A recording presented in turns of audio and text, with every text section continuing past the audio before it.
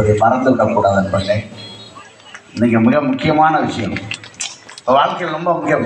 ரொம்ப அருமையாக ஒன்று சொன்னாங்க, சாதி குழுக்களாக பிரிஞ்சிருக்காங்க அப்படின்னு சொன்னாங்க. உண்மை. எதையோ சாதிக்க போகிறார்கள் என்று பார்த்தால் திரும்பவும் சாதிக்கே போகிறார்கள். நல்லா வச்சு பார்த்தீங்கன்னா எதையோ பண்ண போறாங்கன்னு பார்த்தா மறுபடியும் போய் அங்கேயே நிற்கிறாங்க. அப்போ இன்னைக்கு சோசியல் மீடியாங்கிறது நவீன சாதி கூடமாக மாறி இருக்கிறது. நண்பன் ஒருத்தன் எழுதலாம், மலம் மண்ணுகிற தோட்டிக்கு எந்த கை பீச்சாங்கன்னு கேட்டான். இங்க வாழ்க்கைங்கிறது அப்படித்தானே இருக்கு.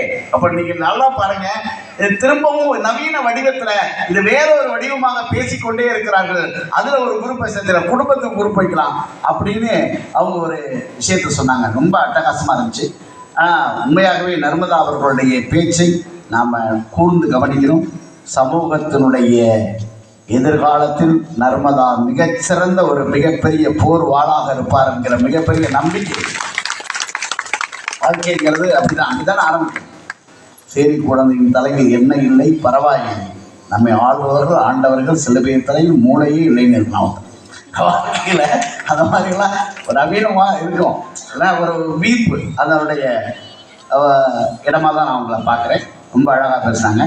அதற்கு பதில் சொல்வதற்கு வர்றாங்க செந்தமிழ் செல்வியா அம்மா.